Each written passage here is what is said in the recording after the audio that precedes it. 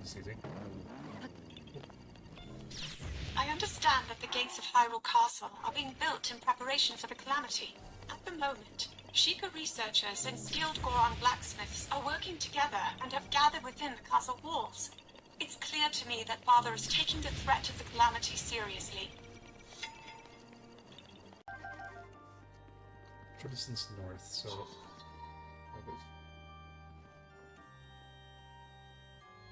The dining hall is occasionally used for grand banquets. I cannot say I enjoy the looks other attendees give me. They are always ones of expectation and disappointment. But whenever I feel such pressure, I fix my eyes on the knight who stands at the entrance to the hall. His unchanging nature is a welcome relief to me. So let's go down. Probably over here. Yeah. Ah, the observation room. Father would often stand here, looking with kind eyes down upon the bustling town below. I recall him saying, "One cannot rule a country without knowing its people."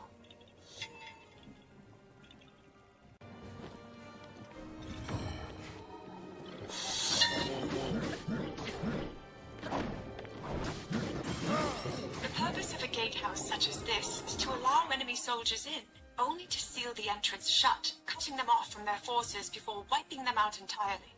Over its long history, the first gatehouse has never been breached. 3D. Oh, there we go. Hold on.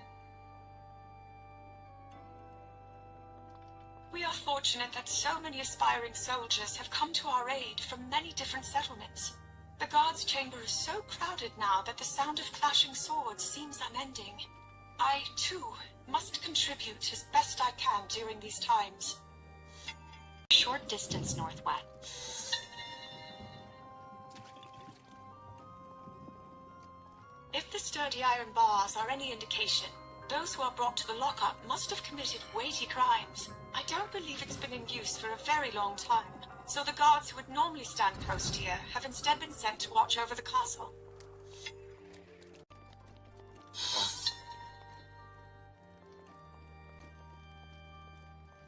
I've heard the docks were originally built as an escape route for emergencies. Now, instead, it serves as a bustling hub for merchants and fishers. I've not seen that large brazier lit before. I wonder if there is a reason for it.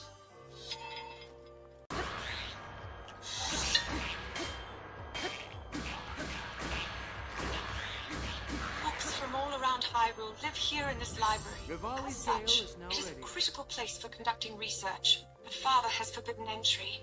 Guards are on constant watch just outside the entrance. So, for now, it's best to enter using the hidden passage from the docks. Proceed a short distance east. Here, we found it. In this vicinity.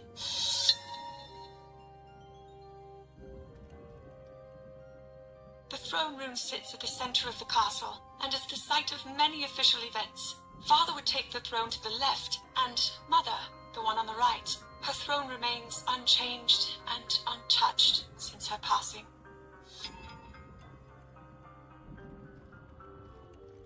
Right now, at least. Let's go up here.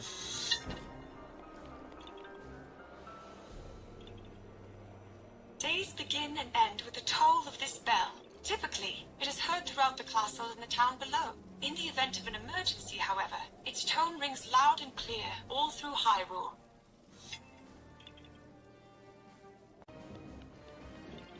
Oh.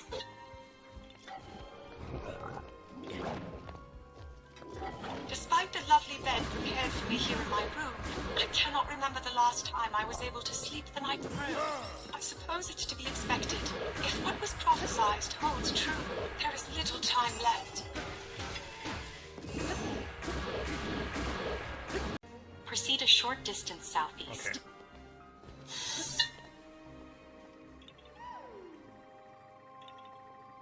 This place was originally used as a watchtower, but I've repurposed it into my own study. It's perfect for conducting my studies away from Father's prying eyes. At the moment, I'm learning about ancient relics, as well as the preservation of endangered species.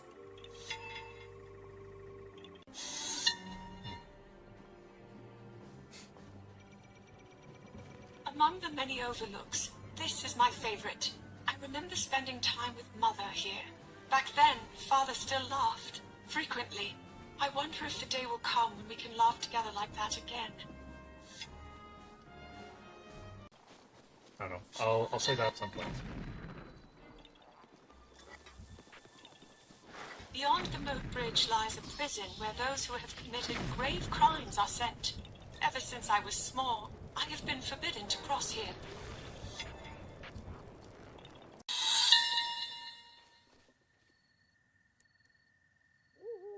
The origin of the Dragon's Blood Tree's name is unknown. At one time, the water from the surrounding mountains flowed into a network of rivers on this plateau.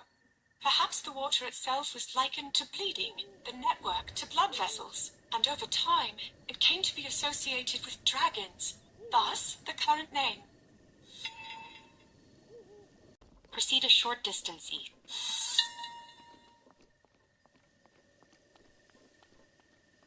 It has been decided that we will investigate ancient Sheikah ruins in preparation for the calamity. The entrance to the Royal Ancient Lab, which we were forbidden from opening, now stands open. Things such as blueprints still remain, and Pura and Robbie have been absorbed in reading them, sparing no time for sleep. It's all these specifics.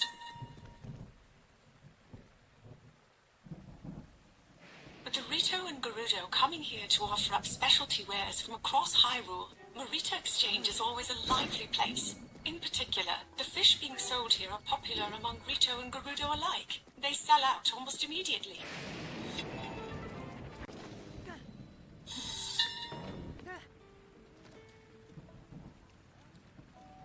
I've been told the people of Seren's stable just moved here, hence the many wooden boxes all around. Originally, stables were started up by nomadic people who would host travelers. It seems the tents at these stables are a relic of such times. Nowadays, stables stay put, so finding a mobile one such as this is a rare thing.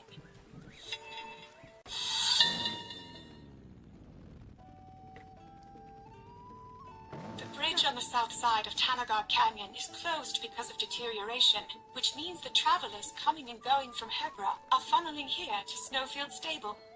It's flooded with travelers, and the innkeeps seem exhausted. Once the calamity is behind us, one of the first orders of business will be repairing the bridge.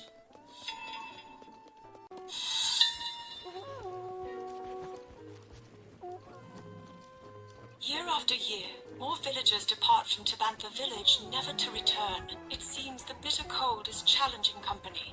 Now there are few who live here, and lines of empty homes.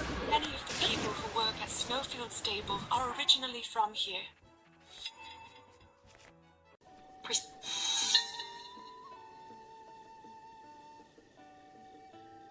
The proprietor was proud to tell me that of all of them, Rito Stable boasts the oldest history. He also shared that no matter what price was offered, he would never sell it. His passion for this place will surely be carried on through his family line. This has a little bit of that phone speaker. Divine Beast Var Meadow seems to be soaring easily through the air. Training must be going well. Among all the divine beasts, I am told that Meadow, controlled by air currents, is the most challenging to maneuver. Yet Rivali continues to impress. I imagine he, with his strong sense of duty and work ethic, has trained more than anyone else. There you go, another one.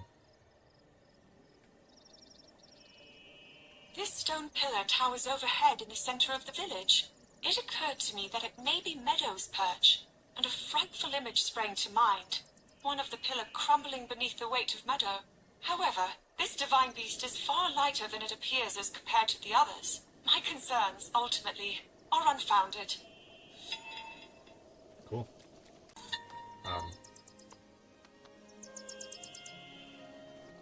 The winged inhabitants of this land call Rito Village their home. The wind currents facilitate upward mobility throughout its vertical design, allowing the Rito to fly from one area to another with ease. Additionally, platforms were originally constructed to connect the areas for other peoples, but it seems even the Rito are using them more and more.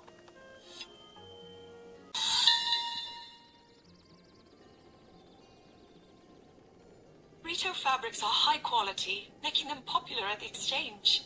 Mother adored this store, and special ordered this coat. It is made with the finest of down feathers. It fits me so perfectly that it feels as though it were custom made for me. To think, I am the same height as Mother now. It brings up such feelings in me. In this vicinity.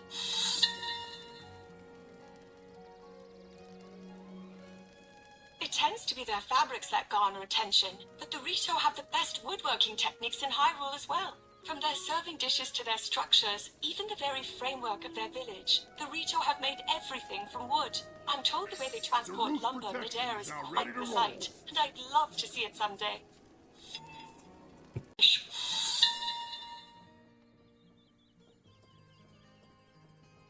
I've heard that the Rito use refined group tactics in combat. Their elder has incredible intellect, the sharpest among the Rito in fact, and Revali is said to be the strongest Rito in history. It is said that they're an Iron-Clad Force, unlike any ever witnessed. I even sensed remarkable composure from the elder, as he told us not to worry about them. It was reassuring.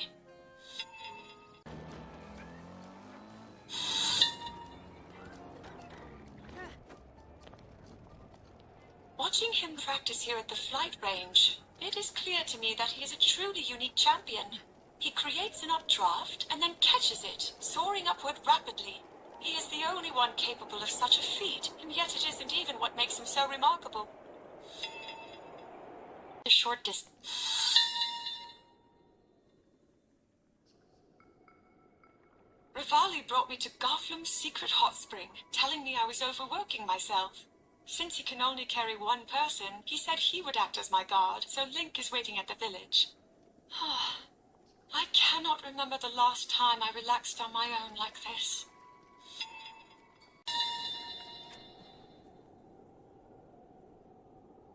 I've always wanted to investigate the Hebra Mountains up close. It appears the mountainside has been scarred by an energy blast. Naturally, I would think this scarring was a direct result of the calamity 10,000 years ago. But were that the case? From what I can tell by looking at it, it would seem the mountain was blasted from the direction of Hyrule Castle. I find this unsettling.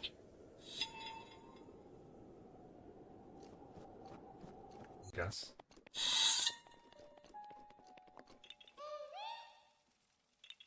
These ruins are thought to date back to the kingdom's founding. It seems likely that something of great value was once here, as there are many guardians in the area. Additionally, according to ancient documents, there was a room beyond the goddess statue, but it now appears to be buried in sediment.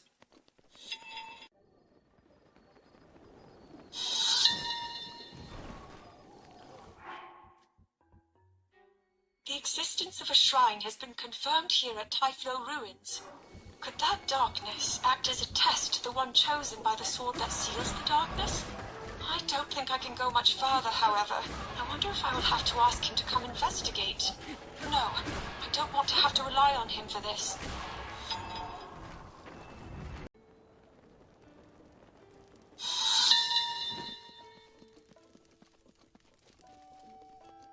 We received a request from Daruk to move this stable, but it's a critical hub, offering refuge to travelers entering Death Mountain. It also houses the many rescue dogs here on standby in case something happens. With all that in mind, I don't see why he'd want to move it. I shall need to ask him for more information.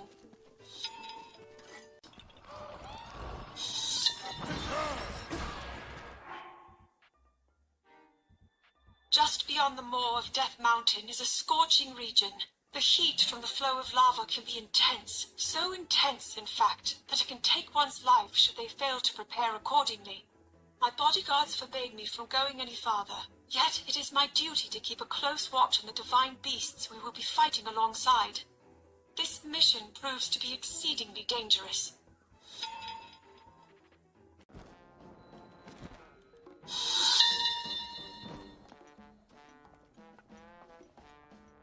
Goron City is watched over by Daruk, chief of the Gorons. Despite coming equipped with fireproof elixir, I didn't quite bring enough of it.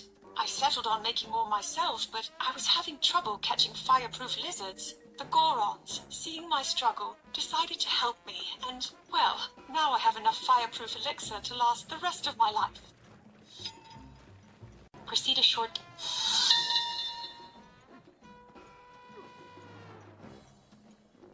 dropped an apple here. It wasn't long before it became a baked apple. After that, I tried my hand at grilling some meat and fish in the same way. I found it rather convenient, without need of a pot or a fire, although one Goron watched me curiously. I imagine it must have been an unusual sight for him. After all, they primarily feast upon rocks.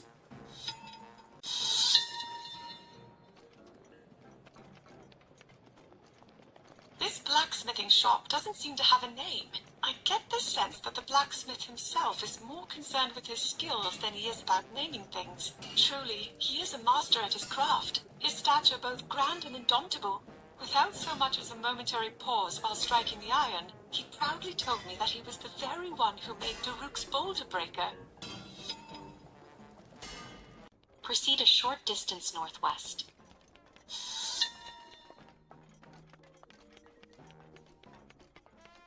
Generations of chiefs have been carved into rock. Daruk stands in a prominent position, a clear indication of how highly regarded he is among the Gorons. It's such an incredible carving, but Daruk never mentions it. Perhaps he's a bit embarrassed.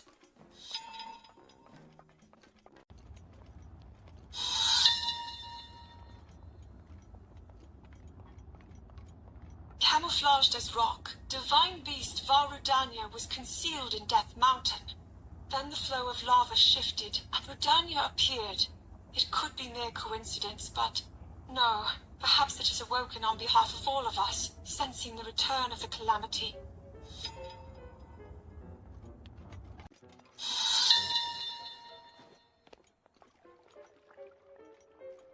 One might find many eggs floating in the water of Goron hot springs. I had the impression that they eat only rocks, but apparently Gorons consider hard-boiled eggs a favored snack. The Gorons appear comfortable soaking in the steaming water, but I suspect a Hylian would end up rather boiled themselves.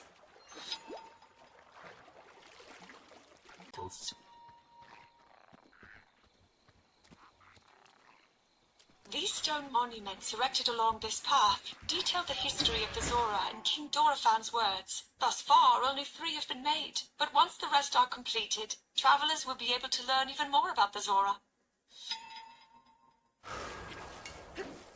Proceed down.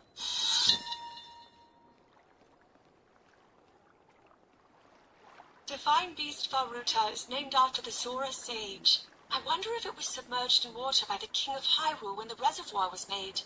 In any case, I have heard that its trunk, capable of releasing vast amounts of water, lowered when Mipha approached, a clear invitation for her, almost as though it was an old friend.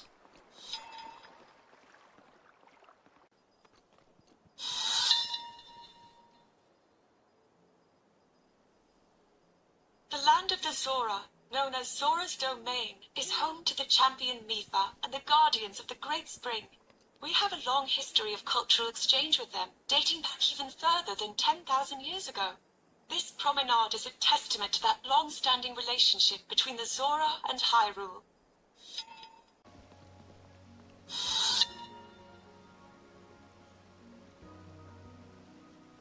King Dorephan rules over the Zora, and as father to Mipha, he's known for his incredible strength. In fact, he fights with his fins rather than wielding a weapon. One of the guards here even told me excitedly about an army of monsters who were eradicated with a single blow from the king.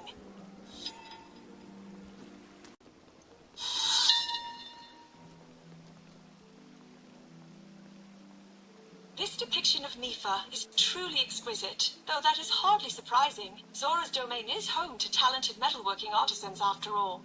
It is said that this statue is made not only to honor her elevation as a champion, but also to act as a beacon for her safety, in the hopes that she will return home.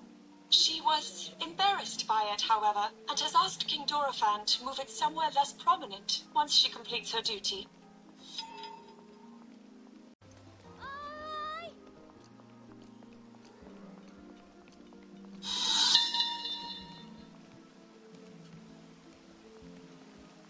Stone architecture and metal engravings of the Zora are astonishing.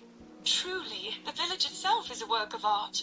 The Zora made the buildings, furniture, and even the books out of a water-resistant ore. Technology such as this could be developed only by the Zora.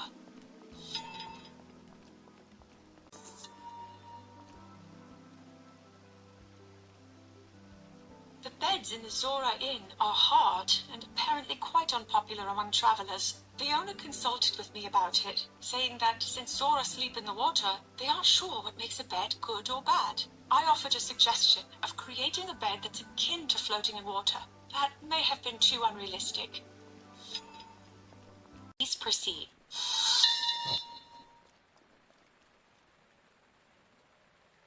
The Zora use Shatterback Point as an area to demonstrate their courage. I understand this was once a crowded and lively place. Many young people came to test their mettle. But ever since a Lionel took residence in the mountain, no one dares go near. No one except Sidon, I fear. Miva expressly told him not to go, but I got a look in his eye when she did. Distance northwest.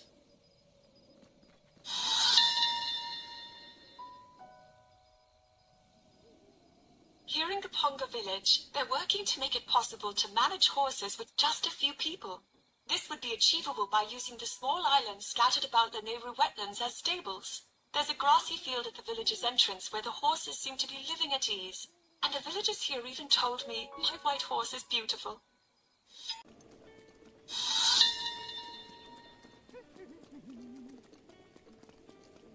Father decided that the stables would be places of refuge in preparation for the calamity. In his words, there is more to protecting our people than simply fighting. The Stable Association was thus established to further strengthen cooperation, and Mestro, proprietor of Wetland Stable, was appointed as its first chairman.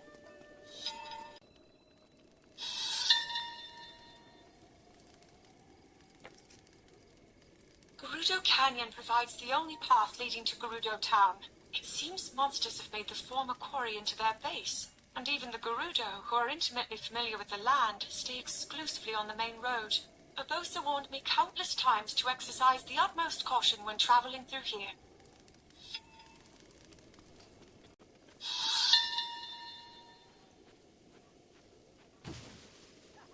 Divine Beast Varnaboris. 10,000 years ago, the Divine Beasts were active, and they, along with the ancient relics, were intentionally hidden away. This was because they were feared due to their astonishing power. Having heard a prophecy speak of this place, we deduced that this was the location of Divine Beast Varnaboris. Coming upon it now is truly breathtaking.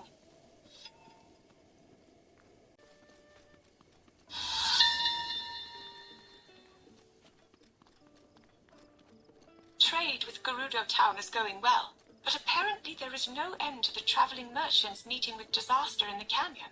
Though the Gerudo may be accustomed to the road, it is a difficult one for Hylians. I'll speak with Father about whether we can have a stable built here.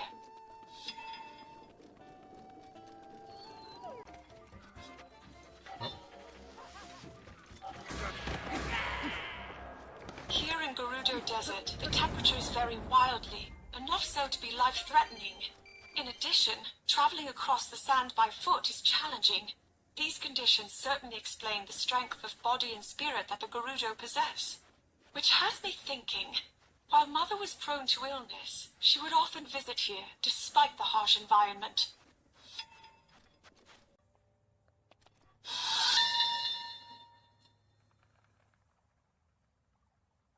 Karakara Bazaar serves as a trading post for those who cannot enter Gerudo Town. It's a smart thing, since the town only allows women to enter. Urbosa warned me to be on alert for the Yiga clan here, but I cannot imagine they would attack in a place as crowded as this. She worries a bit too much.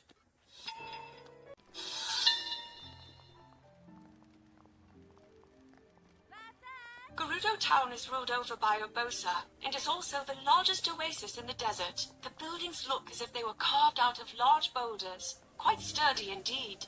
When your home is a desert with numerous dangers, having strong walls is a sure way to stay safe.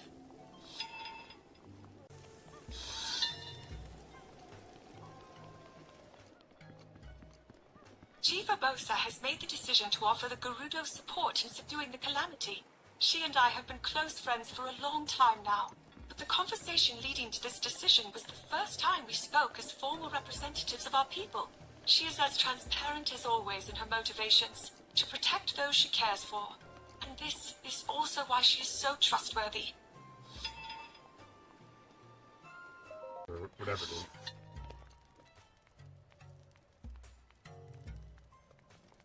sand seals, which I understand to have evolved from an aquatic creature of some kind, reside only in Gerudo and move through the desert as if swimming.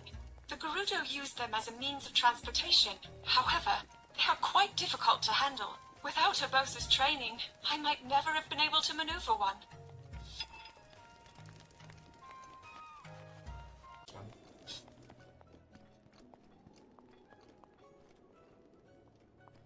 Among other things, the Gerudo are known for their craft and jewelry. They consider the gems used in their jewelry as talismans, absorbing both sunlight and moonlight, which cleanses evil. As such, they wear the jewelry as much as possible. Even Urbosa's shield and knife have been crafted by a jeweler rather than a blacksmith.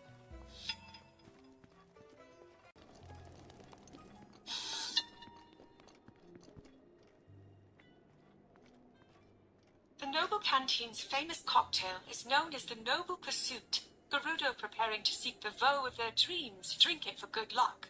I wanted to partake in one, but was told that I'm not ready for it yet.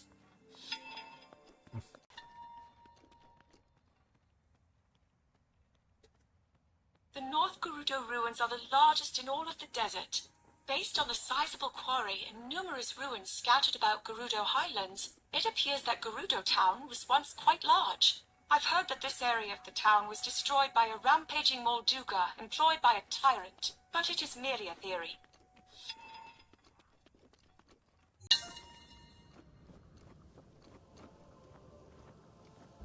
There have been accounts of dragon sightings since ancient times. I have been traveling to places related to these accounts in hopes of receiving the dragon's blessings, but so far I've had no luck. It seems many of the rumors are little more than folklore.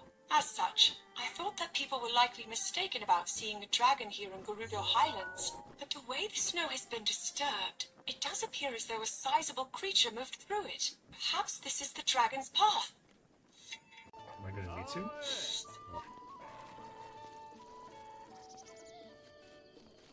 Urbosa has requested the construction of a new stable. The Gerudo often leave the city to travel when they come of age, so she asked for the stable to be set up near the entrance to Gerudo Canyon so they can prepare for their journey. This seems like just the right location for such a place. Normally, a stable is named after the area it's built upon, but this one sits upon a boundary. I wonder what it will be called. Need a short distance. The area around Sanadin Park is a vast grassland, making it Hyrule's finest habitat for horses. The white horses of the royal family have been bred for generations, but I heard that the very first generation was born here. Apparently, there are still white horses around this area.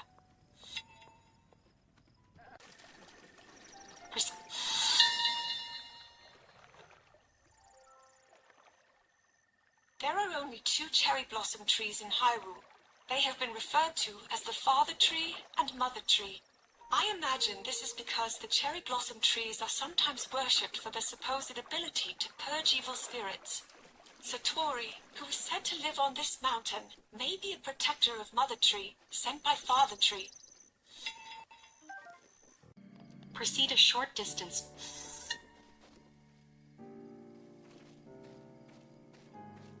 This is the center of Castle Town, otherwise known as Central Square. The fountain area is crowded with people and vendors. It's always so lively. The mood and sense here sometimes cause a wave of nostalgia in me, reminding me of the flower crown Mother bought me here when I was little. Proceed a short distance east.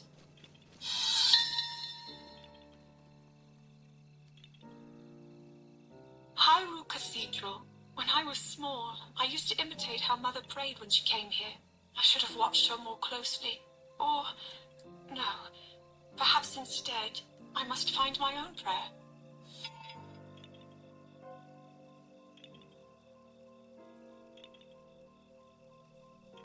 But it's more level effect. So here's a voice memory for us. This is a sacred place. Once, Daruk suggested I recreate a ceremony believed to have been held here in the past.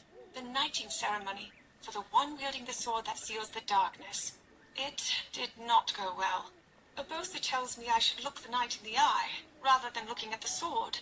But whenever I try, I simply can't. Ah!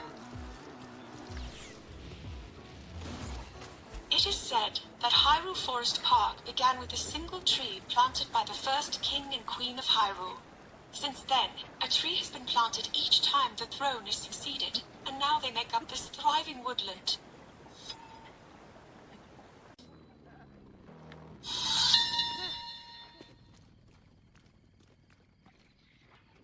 Though it is small, this settlement is the oldest in the land. Named after the founding king of Hyrule, there are various theories regarding the specificity of that name. Some believe that it was the king's residence, others that it was a village of his most ardent supporters, and yet others claim it was the birthplace of the Hylian queen. Ultimately, I'm not sure even the villagers themselves know the true origins of the name.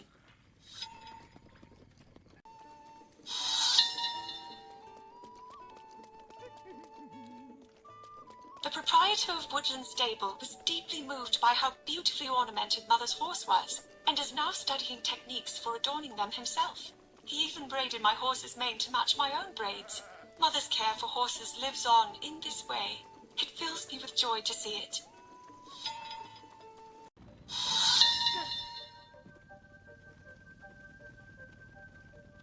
Great Hyrule Forest is a sacred place where spirits reside. Only by following the wind's guidance can a traveler make their way through. The guidance is only offered up to a chosen few by the spirits themselves. Those who do not receive this blessing of wind will quickly find that they are right back where they started. It's easy to see how this grove came to be called the Lost Woods.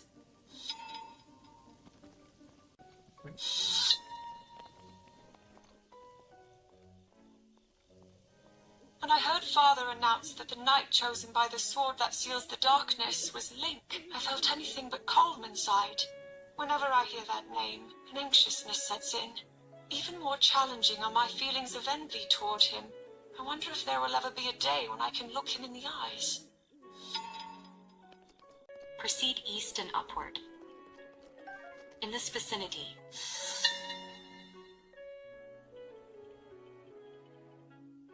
the great Deku Tree watches over the sword that seals the darkness. I also view this tree as a mentor, in a sense. When the knight was chosen to wield the darkness-sealing sword, I felt nearly overcome by my feelings. But the great Deku Tree offered me words of wisdom in that moment, encouraging me not to give up, and that I had my own path to follow. Those words provide comfort to me still. At the bottom. In Hyrule, there are a number of large decaying trees that are likely over 1,000 years old, not unlike this tree stump. There is a legend about this tree in particular that says it was inhabited by a dignitary spirit. I, too, sense something important from this tree. An archaeological survey will soon take place here, so I cannot wait to hear about their findings.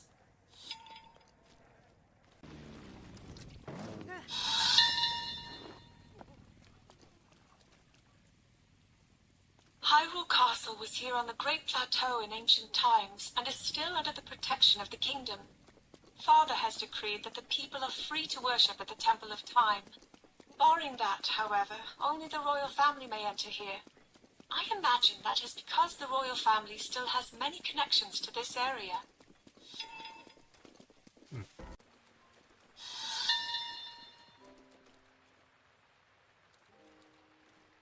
Royal princesses have a sacred power which is claimed to have been passed down generation after generation. In fact, the lineage traces all the way back to the first queen, when Hyrule was founded. The ritual at the Temple of Time falls upon the princess to carry out.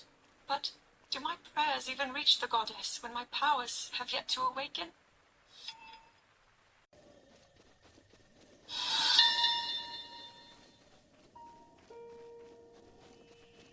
Many ancient relics of the Sheikah were considered dangerous, and were therefore entombed in darkness by the King of Hyrule long ago.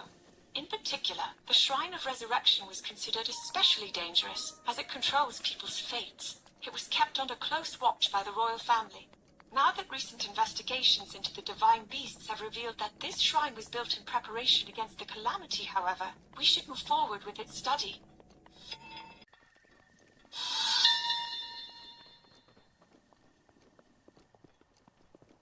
Past this gate is a snowy landscape, cold enough for one to freeze there.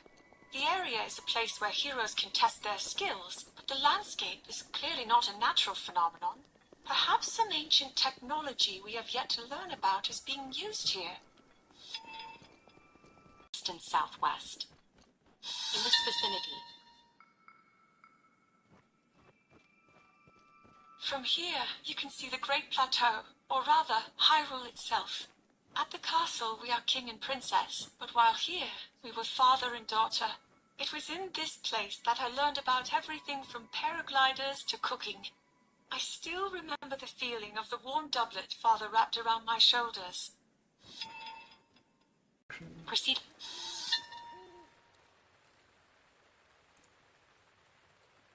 There are many gaps in this mountain hut, and even the rope holding the logs together seems dubious. It is far too shabby for a hunter's cabin. I didn't enter. The hut seemed it may collapse at any moment, so I was unable to identify the owner. It should probably be dismantled before someone gets hurt. That's so specific. Here on the plateau, the Forest of Spirits is the only area dense enough to be called a forest. Back before the founding of Hyrule, however, the entire plateau is apparently covered with trees. Where the spirits plant roots, trees flourish, and forests are formed. In ancient times, this may have been a village of spirits. Proceed a short...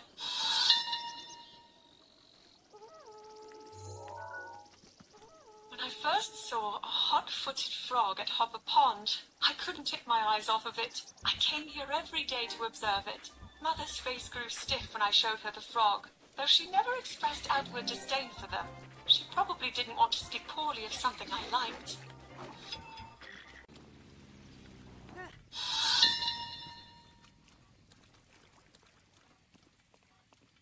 This is Hyrule's largest outpost, but it had humble beginnings as an encampment for travelers on a spiritual journey. Recently, a garrison was completed nearby, so the outpost now seems to serve as a place for soldiers to rest after long days. Its watchtower apparently a gift from them.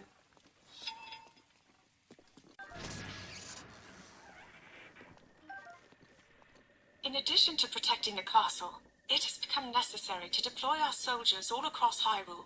Outpost ruins are being temporarily used as military bases. The fountain at the center of Hyrule Garrison looks quite out of place, but it serves as an area of respite for the soldiers. Also, it's starting to cut off my data. Mabe Village boasts the largest farm in all of Hyrule, with more animals than villagers. From making hay to processing milk, it's clear when something has come from Mabe Village, and the villagers take pride in that fact.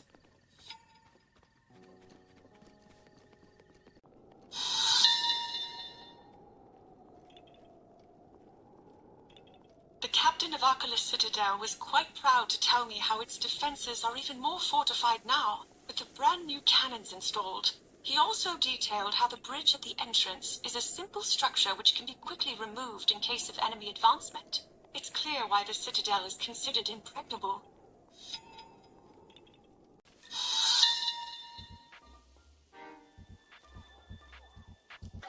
There are ruins scattered across Tauren wetland. It would appear this place was once a settlement. I imagine the village may have been abandoned due to the inhospitable nature of the wetlands here. The soil is so damp that it would prove challenging to build on.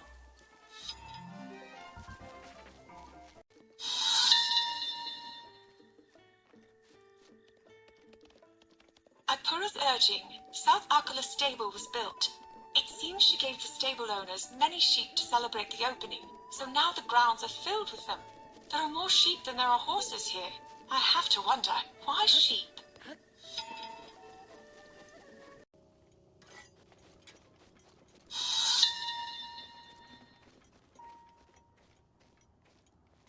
The Shadow Hamlet is a secluded village where people prefer to live somewhat disconnected from the rest of society.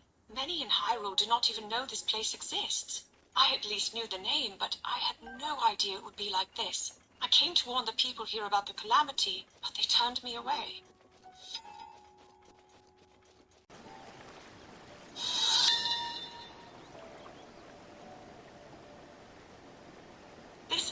shrine where Din, goddess of power, is worshipped. Once she was one of the three goddesses, alongside courage and wisdom, but it is said that faith in her dimmed due to power being seen as a symbol of the Demon King. The terrain around the spring is complex and covered with roughly chopped trees, suggesting this place was once used as a training site of some kind.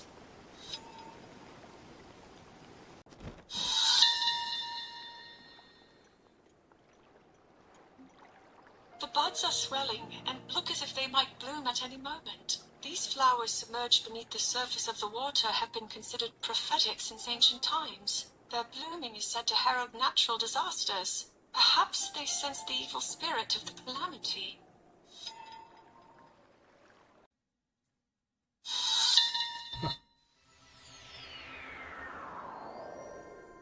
It's called a lighthouse, but my understanding is that it was built as more of a watchtower. But to watch over what, I wonder? Beyond here lies Lomé Labyrinth Island, home to ancient ruins shrouded by mystery. Even approaching the ruins proves challenging. Some scholars posit that evil spirits are trapped there. Perhaps this lighthouse served to watch over the island? I'm probably overthinking it.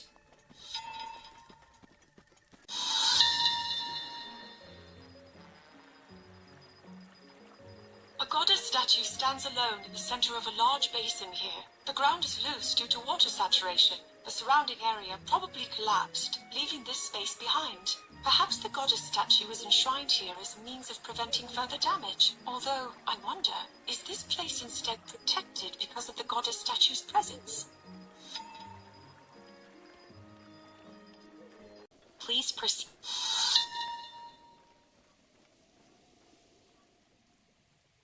I have heard that the giant fossil in Bottomless Swamp was once worshipped by cultists who considered it the Demon King from ancient times.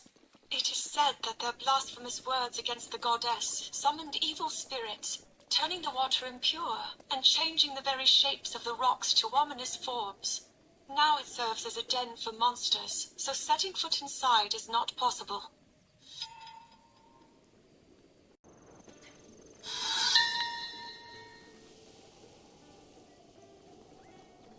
The Highland Stable. This area of vast green lands is home to people skilled in horse handling. Here, horseback archery is a popular pastime. Even Link has admiration for these people's talent in horsemanship.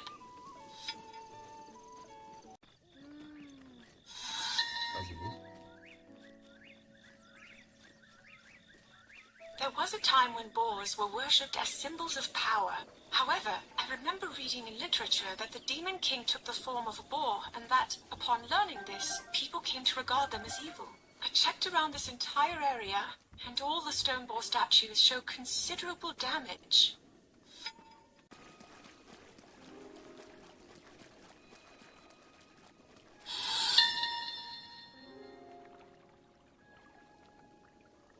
I have come to the spring countless times since I was young to receive the protection of Rauru, goddess of courage. Despite that, my sealing power has yet to be awakened, but soon I will turn 17.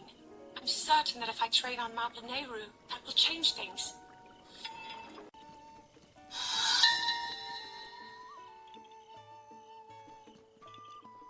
Here at Lakeside Stable, the jungle is dense, and much of the land remains undeveloped. I'm confident that there are many new discoveries to be made in such a place. There are even rumors of an unidentified creature of some sort. But I hear the harsh weather conditions are such a deterrent that even researchers keen to learn more hesitate to travel here.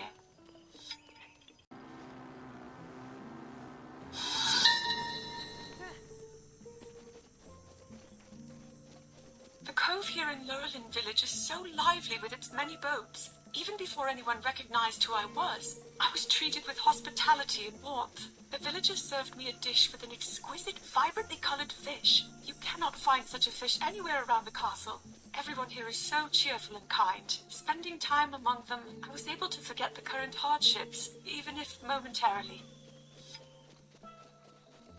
Probably just like this one here.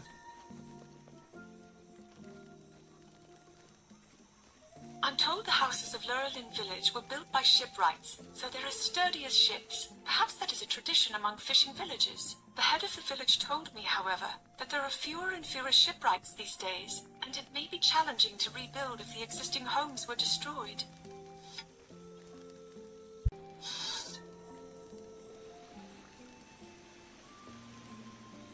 Oh, the goddess statue of Lurelin Village. Here she is worshipped as the guardian of fishing. She has been enshrined at this location to keep watch over the docks. The villagers provide offerings of their catches each day. I noted a rather large pile of fresh fish and crabs placed at her feet.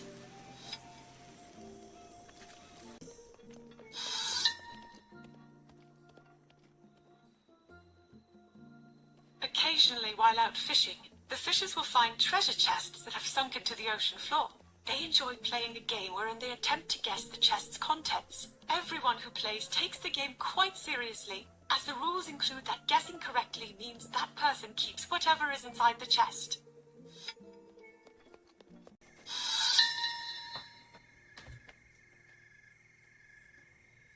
Cape Cressia is commonly referred to as Demon King's Claw, but nobody seems to know the origin of that name. Areas where evil spirits gather occasionally experience unique topographical shifts. I find myself wondering if this is such a place. Other than that, you just like hope you do the thing. I convinced a fisher from Lurelin Village to take me to Eventide Island by boat. I've heard this island served as a final training ground for monks. I wonder what kind of rigorous trial awaited them here. Now, however, the island is overrun by monsters. I had no choice but to abandon going ashore. Distance southwest. In this vicinity.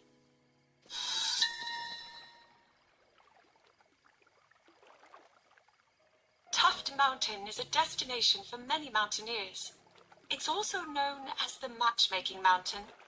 The custom is to climb in total silence, and upon reaching the top, pray as the sun dips below the horizon.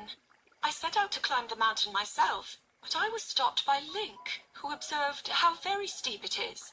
Personally, I feel he was being overly cautious.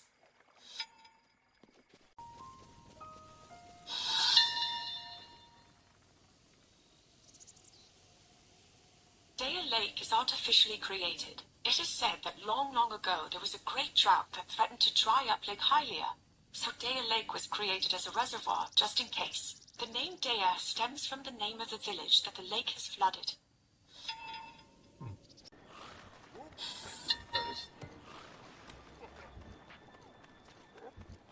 Once upon a time, Dueling Peaks was one mountain.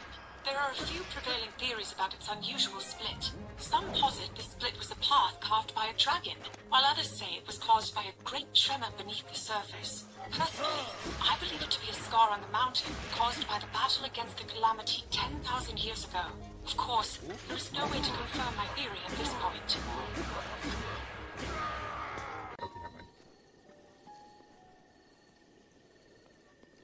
Though it is a fort by name, Fort Hateno was originally a checkpoint for travelers. It's clear it hasn't been in use for some time. I can see areas where the structural integrity is in question. If we repair it now, while we are able, it may serve as an outpost for soldiers. It seems a useful repurposing as the calamity approaches. As a king, but not Peace reigns supreme in Hateno Village. It's easy to see why, with all the farmland. Yet they have little sense of the impending crisis of the calamity. Perhaps the best measure is to increase the number of soldiers at Fort Hateno. Or perhaps not. No. Instead, I should begin by speaking with the mayor about putting guards at the village entrance.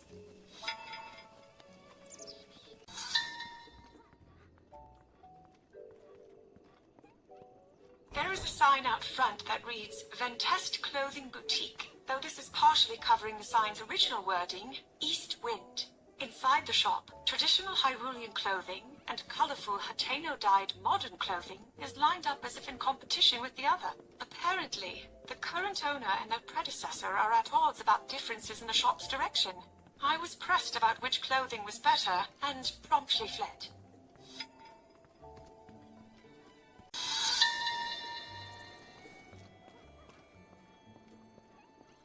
Kochi Dye Shop is considered without peer all across Hyrule. The owner, too, is without peer. I brought 5 garments here to have them dyed using the shop's special technique, and a unique royal blue color was achieved by taking extracts from a silent princess. I wonder if everyone will appreciate them.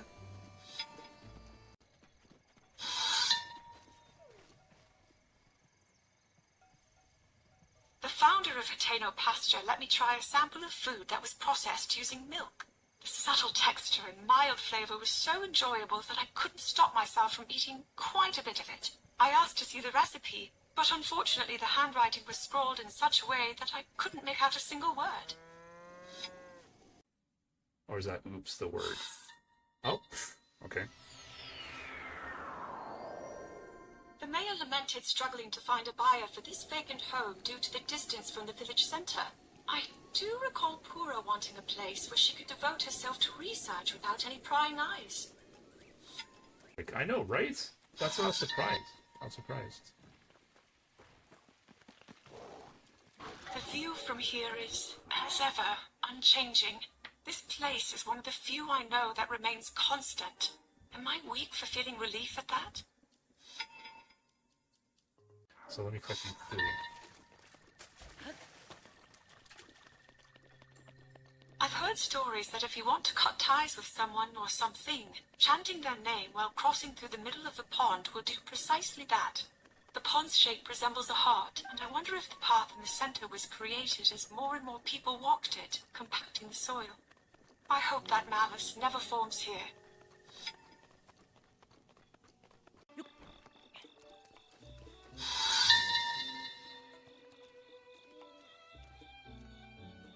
The horned statue.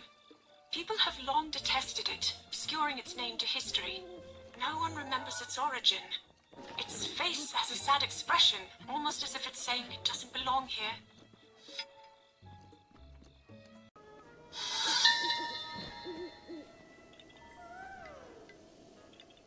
For generations, the Sheikah have lived in Kakariko Village. The town has been their refuge ever since they were banished from Hyrule. Their advanced technology was viewed as a threat. The village itself is nestled in the mountains as an intentional hiding place. I imagine it feels as a haven to them.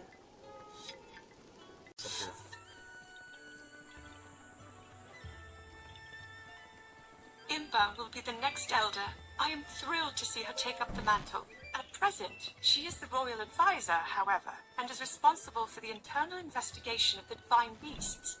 As such, she implored the current elder to wait until her work with the investigation is complete, after which she will officially step into her new role.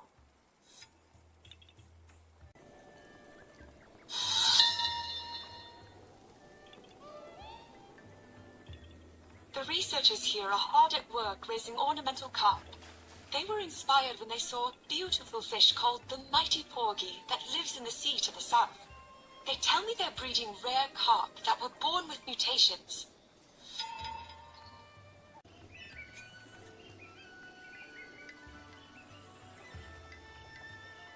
This frog statue is the guardian of travelers, though I don't believe anyone knows why it's a frog specifically.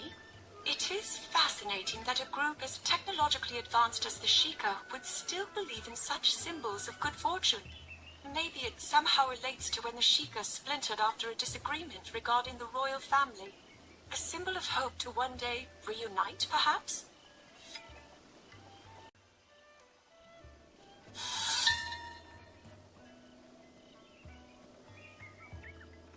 The people of Kakariko Village cherish plum trees as a symbol of Sheikah history.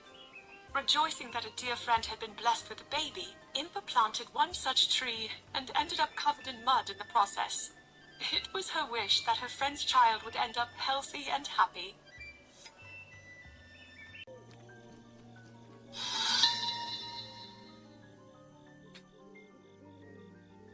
Kotera is worshipped as the goddess of the land, and the villagers' offerings to her tend to be vegetables rather than rupees. It sounds like she's been less lively due to a decrease in rupee donations lately. Self-sufficiency is taking root in Kakariko Village, so perhaps fewer people see the value in rupees.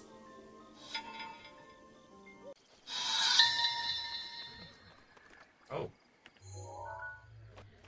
Purifier Lake is used for cleansing prior to visiting Mount Lanayru for worship.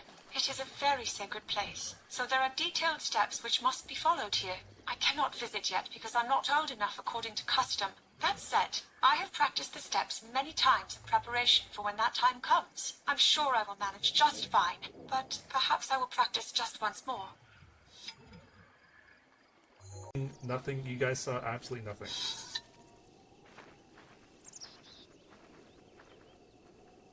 This is the spring where Nehru, goddess of wisdom, is worshipped. Those younger than 17 lack wisdom and are forbidden from entering the mountain. Today, all I can do is look up at it, but tomorrow, I climb Mount Lanayru. If my sealing power doesn't awaken... No, it will. I'm certain it will be fine.